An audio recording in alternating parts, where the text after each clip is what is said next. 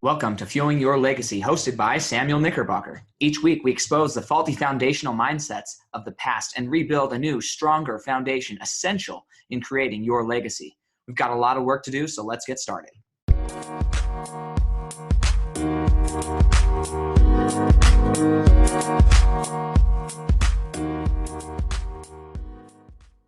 Welcome back to Fuel Your Legacy show. This week, we've talked about productivity and how we can get more out of our time, more out of our life, and really spend our time doing what we want to do. Today, our guest is known as Mr. Productivity. He is a productivity expert and an online trainer that works with executives to help them gain control of their time by taming their distractions so they can experience less overwhelm, feel a sense of freedom, and enjoy their lives more.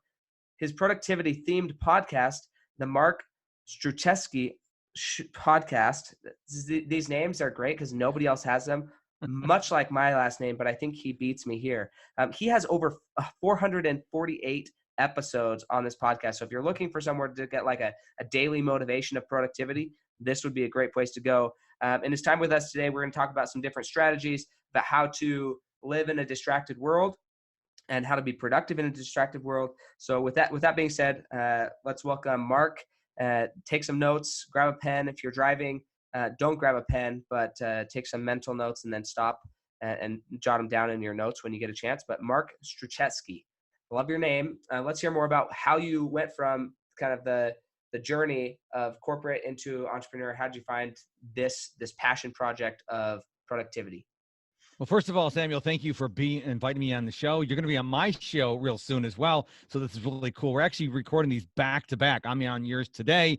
You'll be on my interview tomorrow. So really super excited.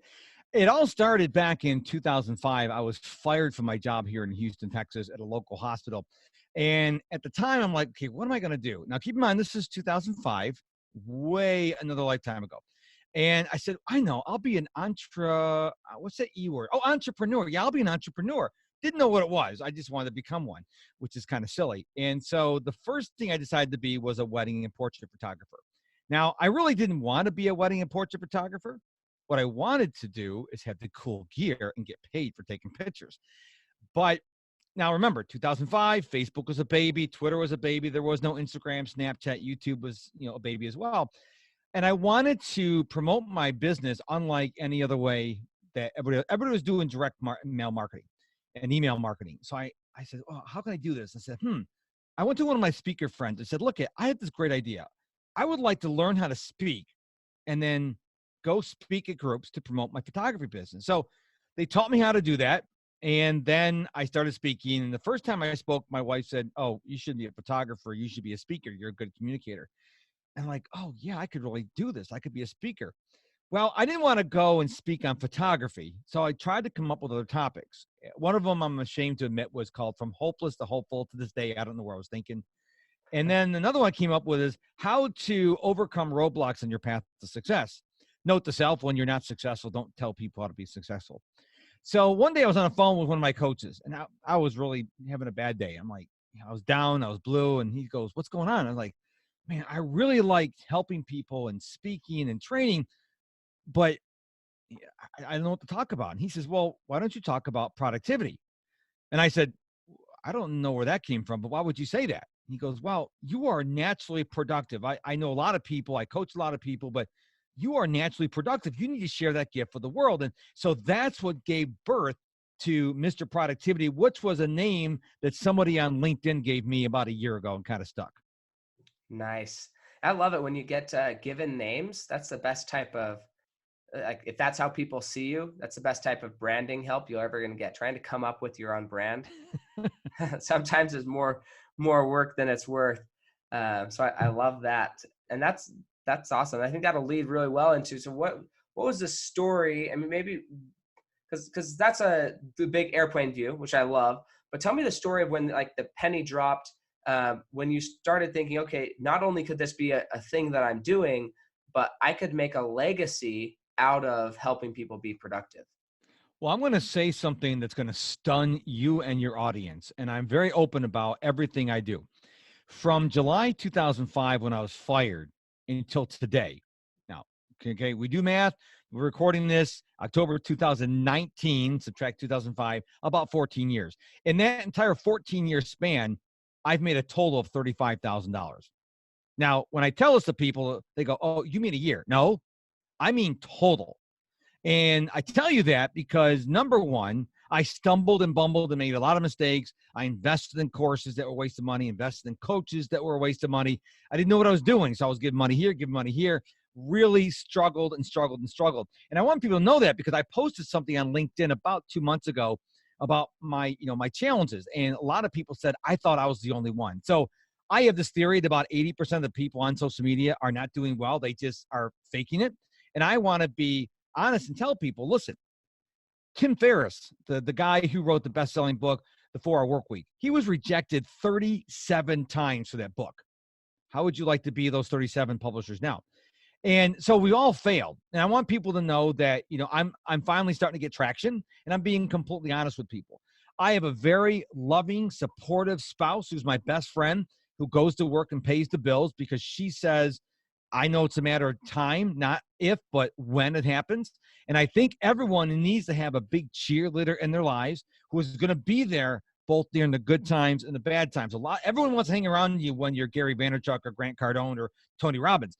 But when you are struggling, people go, well, dude, I don't want to hang around with you. You're a loser. And one of these days I'm not going to be, I'm not a loser now, but one of these days when I'm very successful, people are like, hey, remember me? And I'm like, no, I wouldn't say that. I would say, of course I remember you, because I'm not going to be like you. I'm going to remember the people who are supporting me, and even the naysayers who did not support me when I was younger and in the early days of my career. Mm-hmm. Yeah. So what I like about that is it's not about money for Mark, because money clearly isn't there in his legacy. And this is important to me because so many people, they tend to believe that legacy is tied to money. And that's an aspect of a legacy, I think. But the way I kind of it's almost like branding. So branding is your reputation outside. It's like, what are people saying about you? That's branding. And how effective your branding is if you feel something and you want people to be saying something about you, and they're not saying it, then your branding's not effective. If they are saying it, then your branding is effective. Well, I think of that the same way as legacy, only multi-generationally. What are people saying about you in 7 generations from now, right? There's different types of legacies. Mother Teresa has an incredible legacy, didn't make much money. Nelson Mandela, Gandhi. I mean, there's people who, they weren't filthy rich, but they have a legacy. And their legacy is a feeling, it's a movement, it's an emotion that continues to give, and people still get behind it because of what they were able to accomplish. And I love that your legacy that you're building is about how to remove distractions, create productivity, and stay focused and accomplish a goal. And then you have people around you who support you in that, which is fantastic. Yes. I think you need to have people around you, like I said earlier, who are going to support you. You need people who are going to be brutally honest with you and who will call you out when you make mistakes or do stupid things. But a lot of people, it's real easy to judge other people and say, oh, you should be making hundreds of millions of dollars now. You're a loser. It's real easy to pile on. But if you look around, and Jim Rohn said this many years ago, you are the average of the 5 people you're hanging around. Who are you hanging around? Are they cheering you on? Or are they pulling you away from your dreams, your legacy, your desires? You need to really look at who's in your inner circle. And I'm very careful who I allow in my inner circle, because if you're a negative person, if you're a naysayer, if you're like from Winnie the Pooh, anybody remembers Winnie the Pooh, Winnie the Pooh was very happy-go-lucky, and then there's Eeyore, everything's going wrong with the world. Are you an Eeyore or are you Winnie the Pooh? And I want to hang around Winnie the Poohs. I want to hang around Tigger, Tigger. Tigger. I want to hang on people like that who are energetic, who are happy. I don't want to hang around Eeyores, because Eeyores, when you hang around Eeyores, you start getting neck pains and migraines and your bones hurt. There's nothing physically wrong with you. It's just their energy is just sucking all your energy out and you feel horrible. Yeah, I completely agree. And I think that's, in my life, what I've noticed is that is a huge indicator and separator between people who ultimately become productive and people who do not become productive. It comes down to who are they hanging around, because you can have a lot of potential, and even if you were a productive person and you start hanging around the wrong people, it's not that your ability to be productive is gone. It's that the people you hang around don't expect productivity. And I agree that that's one of the things that I would say that's probably one of the biggest secrets to my success is finding people who are more productive than I am and hanging around them, because I'm able to say, okay, well, how can you maximize that? I was talking with I just went on a 8-day cruise in the Caribbean, and with a bunch of business owners, and just talking about, okay, they're so focused in on making money from this one aspect of their business, and that's fantastic, and they're making good money from it. But so often we forget all of the peripherals of like the little things that we can be adding just a little bit more value. I published my first book on Amazon about a week and a half ago, maybe a week ago. And as soon as I published it, put it on social media, people are now reaching out to me saying, hey, can you teach me how to publish a book? Right? The moment that question comes, the moment you say, okay, now I have something of value that I could add. And the non-productive thing to do would be try and tell each person individually how to publish a book. Yeah. The productive thing to do would be create a course and sell it for $5, or not sell it, just give it away for free, but create something that's duplicating yourself. Yep. And so understanding that that's even an option, people don't think that. They're like, oh, I'm serving by giving away this information one at a time. It's like, you're wasting your life away. Yeah. And it's not productive. So how did you go about silencing the naysayers? Because that declaration, I've only made $35,000. I couldn't say that, partially because I've made more money, but that would be tough. I mean, staying that long, only making that much, there's bound to be naysayers, people around you who are part of that, everybody other than the 5 people you want to hang around. Tell me the story of how you, maybe one naysayer that really impacted you and how you silenced them in your mind and I'm going for my goal, forget you. Well, a lot of people don't understand what I do for a living. I love how Tim Ferriss handled this. He got tired of telling people what he did, so he just tells people he's a drug dealer. I would never tell people I'm a drug dealer, but what I try to tell people that I'm a productivity coach, I'm a speaker, I'm a podcaster, and they're like, why don't you just get a job at McDonald's? I'm like, okay, get a job at McDonald's and work 20 hours a week and bring home $80 a week, $320 a month. How's that going to help? Okay, I can make more money in one day working my business. And my problem is not my talent, not my skills, not my knowledge. There's people out there. The problem is I was given so much bad information, and I take full responsibility for that because I hired them. I invested in the course or in the seminar, whatever. So it's my fault. But because I made these bad decisions, it really derailed me for many years. Now I'm finally getting traction. I mean, like 3 months ago, I had like 1,000 followers on LinkedIn. I've gotten it's like 1,000-fold increase, and because I'm giving value, tons of value. I was told by people, every time you post, you always promote yourself. It turns out, no, you don't do that. You always lead with value. And so I was given all this bad information. Again, it's my fault because I followed along like a lemming. But what I tell people when they tell me, go get a job at McDonald's, go get a real job, I'm like, okay, there's more to it than that.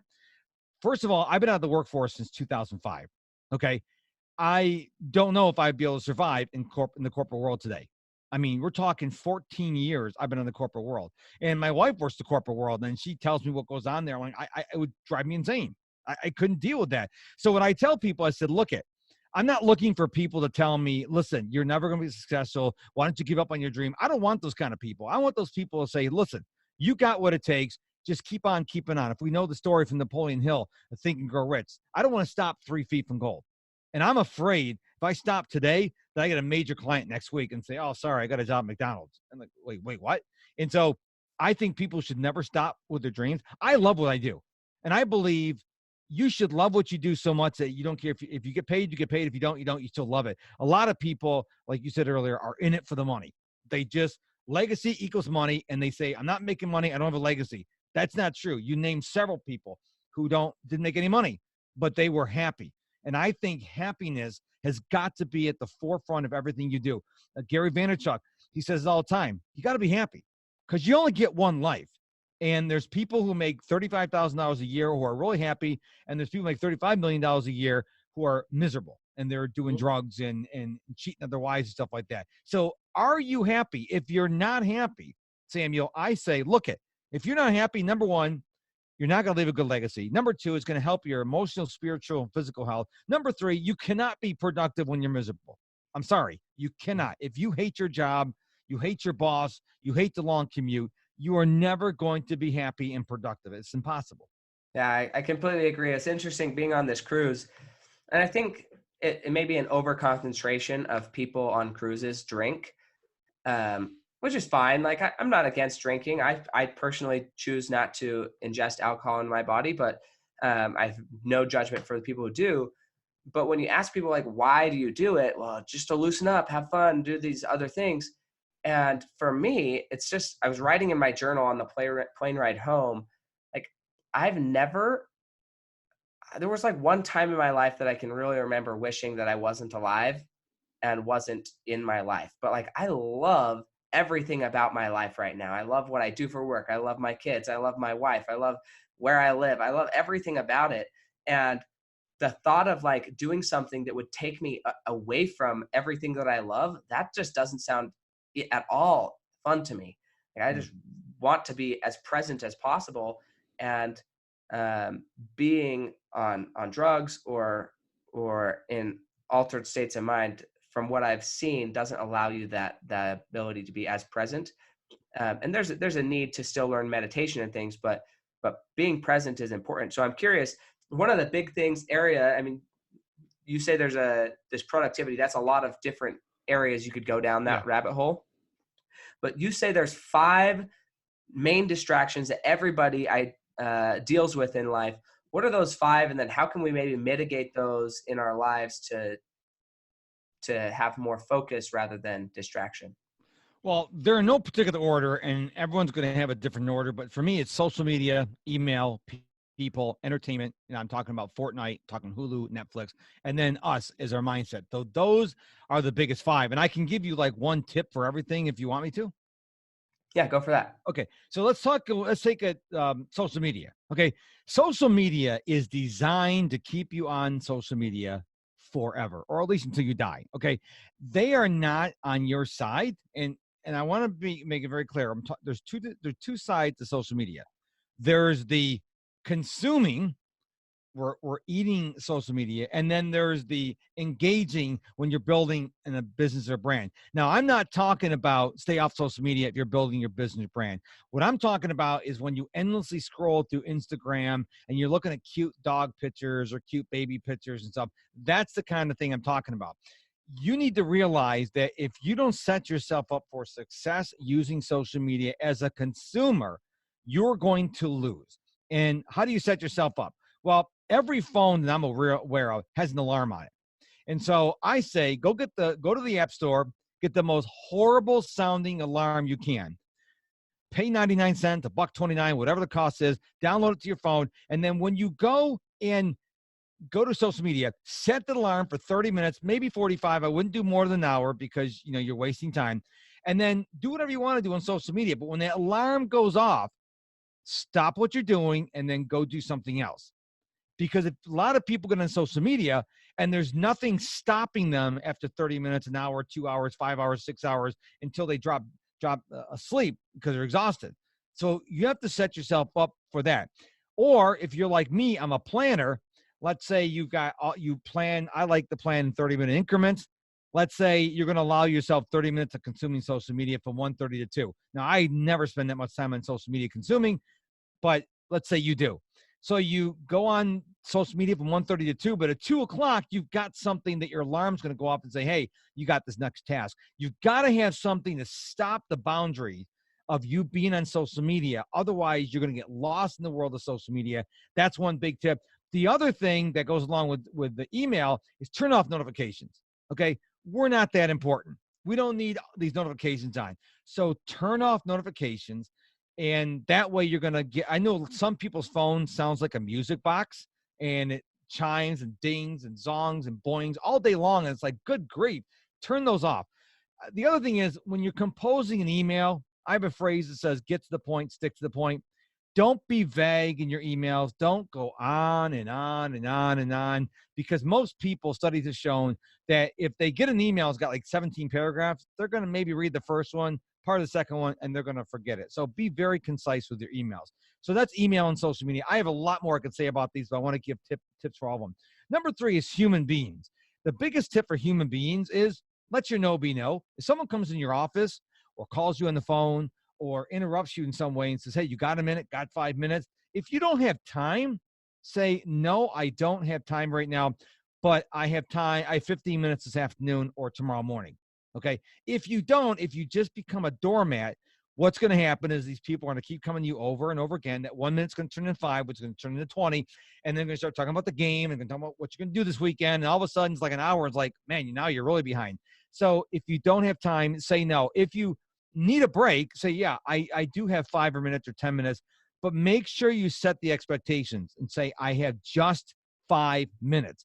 That tells them that you only have 5 minutes. I take it a step further. I grab my phone and I set a timer. So it tells them, hey, listen, I'm serious about this, because you got to get people to respect your boundaries. So that's how you deal with people.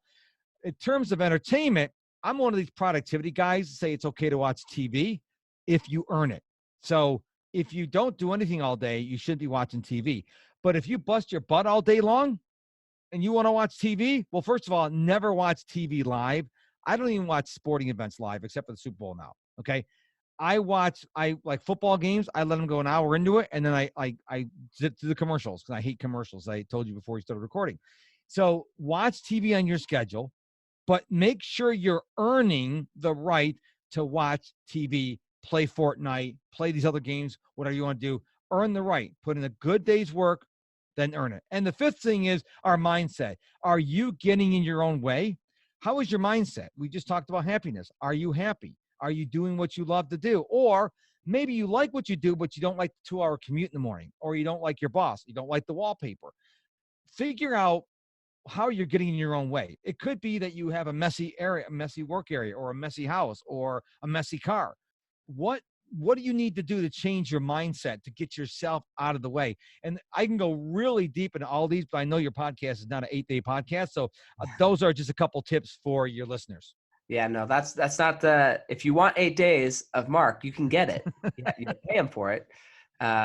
Or 448 episodes. I don't know how long those are, but even if those are like 15 minutes, it's a decent chunk of time that you could spend. Some are short, some are 10 or 15 minutes, and some are, hour. It depends on what the topic is. I have guests and I have solo episodes, but yeah, I have all kinds of resources. I've got a brand new 7-day productivity challenge you can get by going to mrproductivity.com and just give me 2 minutes a day for a week. And I will give you tips on how to be more productive.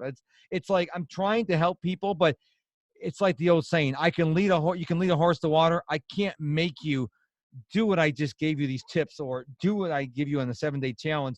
I have clients come to me and they're like, it's not working. I'm like, are you doing it? Oh, no, not really. Well, you got to do the work. Okay.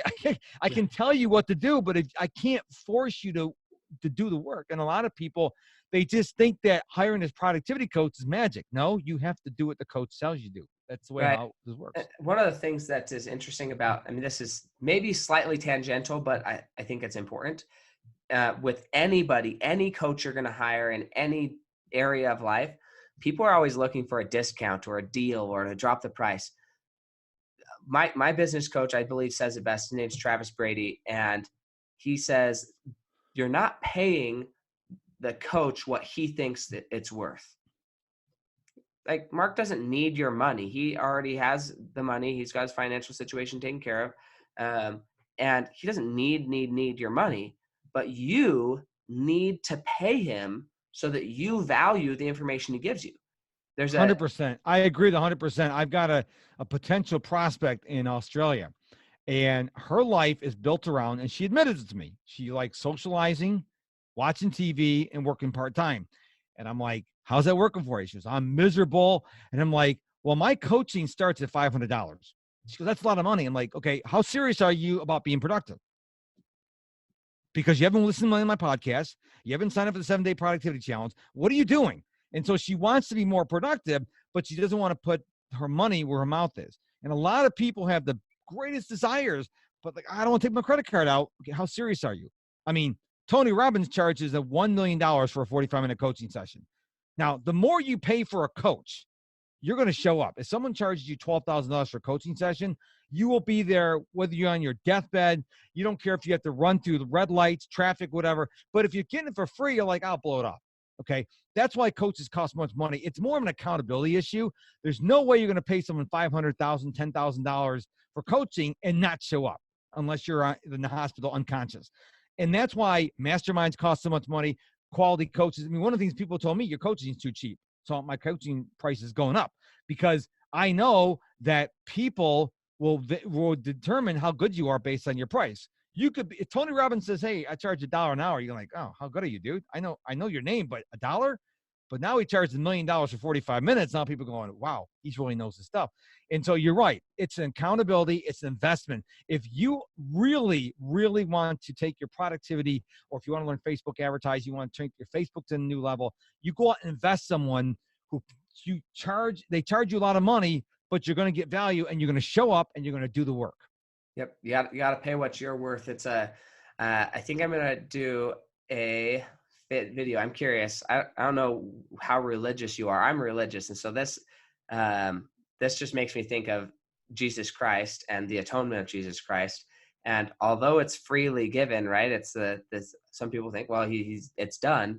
And it's true. There's no way we can do what he did. But if you think it's just free, then it's discounted. That's why religions across the world, no matter what it is, they ask you to sacrifice, because in the sacrifice, that's where you begin to value what it is more. It's an expression of the value that you see in your transformation, not what, like, God doesn't need you to love him. Mm-hmm. Like, I know you think so, but he doesn't need you to love him. It's nice when you love him.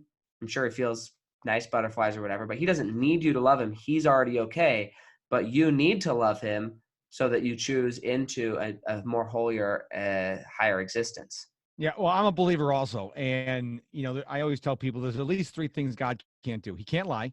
He can't make you love him. And he can't sin. Okay. So, I mean, he doesn't need us. Okay. I think that's what we need to realize. We need to come to grips that he does not need us.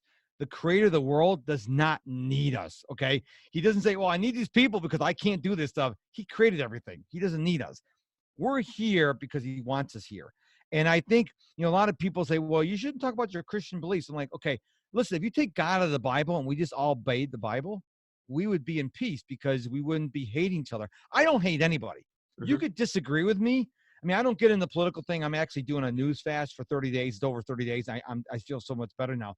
But I don't get in debate. So if you say I like this candidate or that candidate, or I hate this guy or I hate this, listen, I don't hate anybody. I don't hate anybody. Okay. I always try to find common ground because I guarantee you there's something common you have in common with every person. Well, Mark, what about terrorists? Okay. You're both human beings, right? You're both breathing oxygen. You both have 2 arms and 2 legs. So I think if we look for the good in other people, I think so many people they go on social media and they're just tearing people apart. How about we lift people up? I mean, you don't have to be a Christian to lift people up. If we just smile at people, I'm reading right now a book I highly recommend everybody reads, Dale Carnegie's classic, How to Stop Worrying and Start Living. The book is fantastic. And he talks about smile and give compliments and care about other people. Really simple things. I think we make things so complicated. Let me tell you, if you just smile at people and like people ask me, Mark, why do you have so much energy? Because I love life. And I try to encourage other people. I don't want to ever say, when people start talking negative around me, I say, oh, wait. Let's not, I don't go in the world of negativity. And I actually push family members and friends away. Look you want to be negative? Go over there. I don't want your negativity over here because it affects not just your productivity, it affects your mindset, it affects your attitude. I don't want to be negative. And so you're 100% right. We need to spend more time building people up than tearing them down. That's why I don't watch the news anymore, because all they do is the Democrats versus Republicans, Republicans versus Democrat, impeach, not impeach. Really? How about we solve the problems? How about we edify people instead of tearing them down? That's all I got to say. Yeah, no, so I'm curious then, a follow up on that is how, why, maybe how or why, I don't know which is a better question to ask right now, but maybe they're both answerable. How or why does negative energy affect your productivity? Tremendously. Here's why. Because if you sit there And let's say you're going to write a book. Your goal, like one of my goals is to be a New York Times bestselling author. Okay. So I sit down and write the book. I sit down and sit in front of my computer and I start typing out. I'm like, oh man, I give up. I can't do this. And I quit, and because I said, I can't do it. So I start saying words. I can't, it'll never work. No one's going to buy it. Publisher's not going to buy the right. And I just start talking negativity. Well, how am I supposed to write a book? Because now I'm putting all these blocks in front of me, and I'm not only put blocks in front of me, I'm concreting them, put rebar in them, surrounding my concrete. And the more walls I put up, it's hard for me to accomplish my goal. And so what you've got to do, I love what Brendan Burchard says. Are you familiar with Brendan Burchard? Yeah. I went through his Experts Academy, and one of the things he teaches in there is what people don't do is they go from task to task to task to task. And what he suggests is that you work on an email, and then you do like 2 or 3 minutes of meditation, you deep breathe, and then you set expectations for the next task. So what that looks like, you finish the emails, okay, do a couple deep breaths. I've got a deep breaths. I've got an Apple Watch. It's got the breathe app on it. And then I say, okay, the next thing I'm going to do is show up for Samuel's podcast. Okay, I want to show up 100%. I want to rock it. I want to give all the value I can for the audience. I'm pumped up, ready to go. Now I'm in a different state. Because let's say that last email I did really irked me. I got an email from someone who hated me. They hate my guts. My ex-wife would still, no, we're not going there. But, and I'm really frustrated. And if I didn't do that transition, and you're like, hey, Mark, welcome to the show. I'm like, yeah, what do you want? I don't care about your audience. You see, and now I'm not going to say completely honesty. I don't do it all the time. I try. My Apple Watch is magic because it'll like remind me to breathe. I'm like, I'm angry. Oh, I probably should breathe right now. And if I breathe, guess what? I calm down. And I think if we do that, we spend the 2 to 4 minutes between every task, we're going to show up better, because negativity goes right along with procrastination and overwhelm and stress and anger. That's not how to be productive. It's just the opposite. You need to be positive. If you're always negative, well, maybe go watch some funny YouTube videos of silly kid videos, or maybe you go to volunteer at a preschool, or what are the schools for the needy, for disadvantaged, and see the joy in these kids' faces. Because once you realize, hey, listen, number one, stop watching the news. Stop watching news. Stop checking the news on social media, because that stuff's not going to do anything for your attitude. Surround yourself by positivity. If you look at Gary Vaynerchuk, he's always happy. He's always positive, okay? He doesn't go around negativity. You got to get away from negativity, because it affects every facet of your life. Yeah, I completely agree. So I'm curious, coming off of that, right? But what would you say the secret weapon is? Your habit, mindset, or behavior that you've used to create a meaningful legacy? Then how can we adopt that into our lives? I always have the saying I tell everybody: always tell your time where to go instead of wondering where it went. What I mean by that is I wake up every morning and I do 4 things before I do my daily run. 1, I make my bed. Or there's more than 4. I'm sorry. 1, I make my bed. The first thing you should do when you wake up, make your bed, because then you've accomplished something. You've been awake for 30 seconds. Number 2, I do at least 10 push-ups. Number 3, I read my Bible and the devotion. Number 4, I get my Brendan Burchard High Performance Planner, not affiliate link. Just go to Amazon and look it up. It's the best planner. I've used a number of them. It's the best planner. And I write down, he's got morning prompts, evening prompts, and it's a place to put like the big things you want to do, the big 3, and then the plan of the day. You spend the time. When I spend the time to plan out my day, I say, okay, I want to get these 3 things done. Where do I fit them? Okay, I got Samuel's podcast here. I've got this coaching call here. Okay, where can I fit this other thing? If you go into the day intentionally, you're already starting the day off on the right foot. A lot of people are in reactive mode. They wake up, they stay in bed. Oh, I want to get up. They grab their phone. They're surfing Facebook. They're surfing Instagram. They haven't gotten out of bed yet, and they're already being bombarded by all this negativity. Then they go to the news app. Then they go to their email. And so before they even gotten out of bed, now they're angry. Now, oh crap! Now I'm running late because you didn't get out of bed right away. Now you're running through the house and you're nicking yourself when you're shaving, and you're spilling things in the kitchen because you didn't intentionally start your day right. I tell people, look if you're going to have the best productivity tip in the best day, start your day intentionally in the morning. Don't rush the morning. When you wake up, get out of bed, make your bed, and then allow enough time to go through your day. So you do your morning routine. You should have a morning routine, but you shouldn't rush your morning routine. greet the day and say, if you're a believer, say, thank you, God, for this new day. If you're not, just thank the universe for this new day. Be thankful you woke up. A lot of people didn't wake up this morning, okay? Thankful that you have a house. Thank you that you're breathing. Thank you that you have eyesight, whatever, and be thankful. And just say, okay, I'm going to read my Bible or some inspirational book or a Dale Carnegie book or something like that, and just start your day slowly, start it very intentionally. Because as you go into your day, as you know, Samuel, you're going to lose control of your day. So you have the most control in the morning. So grab a hold of it, control it, embrace it, and love it. And if you do that, your day, you're going to find your day is a little easier to deal with than if you just are rushing through the day.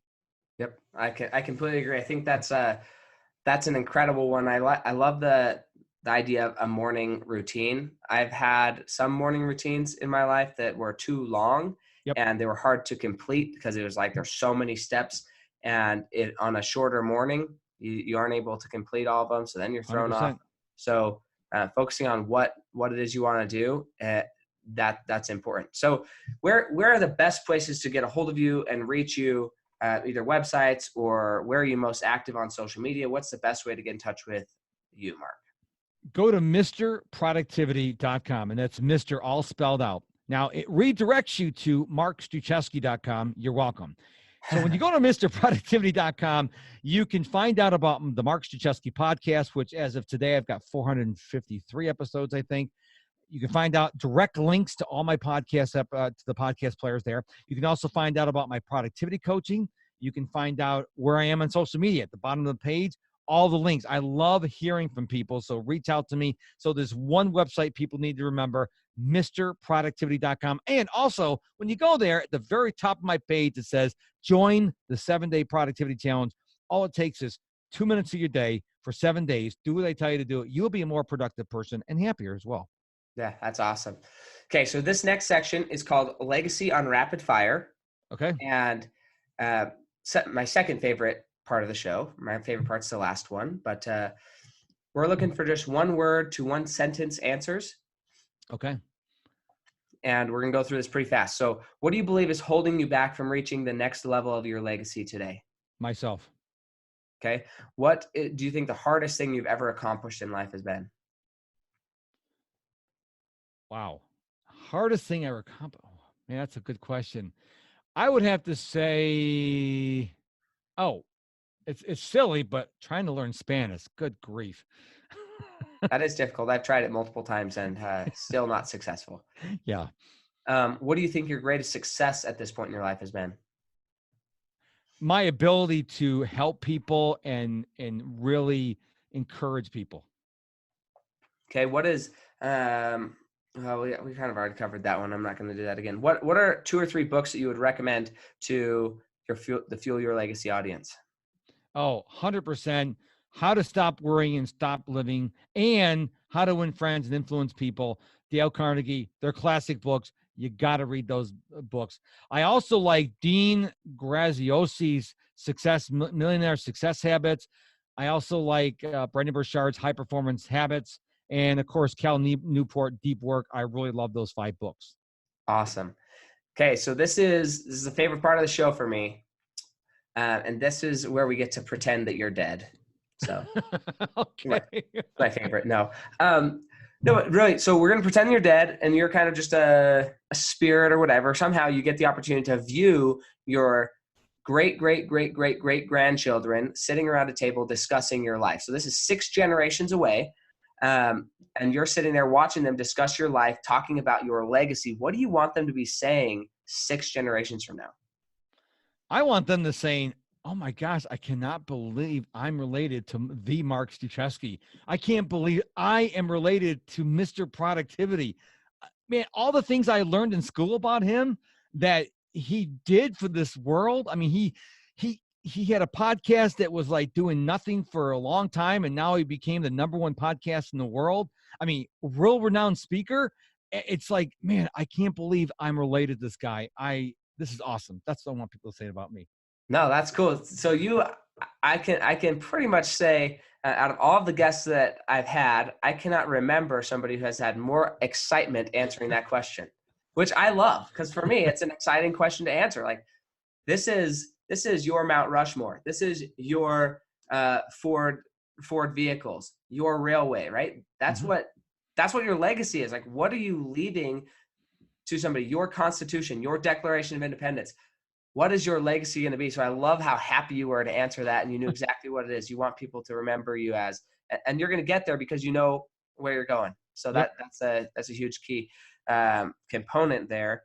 But thank you so much for spending the time to be on here. Do you have anything that you would add, just a little nugget to end the show with of how to master more productivity? Yeah. Get help. Okay. Get help. There's no shame into reaching out to me on social media and say, look, can you help me? I'm not trying to steal your money. I really want to help. So if you're always late, if you are frustrated, if you're a dead end job or whatever, reach out for help, whether it's me or Samuel or someone like that. There's the strongest people reach out for help. There's no shame in saying, listen, I don't know how to do Facebook ads. I don't know how to win on Twitter. So ask somebody. Don't sit there and get frustrated and allow your legacy to be tainted because you're too stubborn to ask for help. Reach out. There are thousands of people in this world who want to help you, but you have to reach out and say, listen, can you help me? Because most people, unless they're total morons, are going to want to help you. So just reach out. Don't settle. Reach out and ask for help. Yeah, I love it. That should be the tagline. After your productivity, get help. Yeah. Hashtag get help. Yes, love it. I love it. Well, that's awesome. Fantastic. And thank you so much. This week has been, it's always enlightening to learn more and focus on productivity, because even if you think you've got it, the more people you talk to think, okay, yeah, I could be more productive in this one or two little areas. So there's always room to improve. And I appreciate you, Mark, for coming on and sharing that with us. And yeah, just excited to see that. We'll get all those links that he mentioned. I'm going to have all of his Facebook and Twitter and everything linked in the show notes here. So if you want to go directly there, and then also MrProductivity.com to get access to the rest of it there, and then some links to those books as well. So we'll catch you next time on Fuel Your Legacy.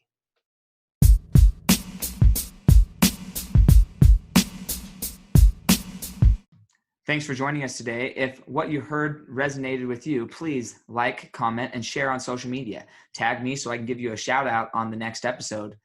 And thanks to all those who have left a review. It helps spread the message of what it really takes to build a legacy that lasts.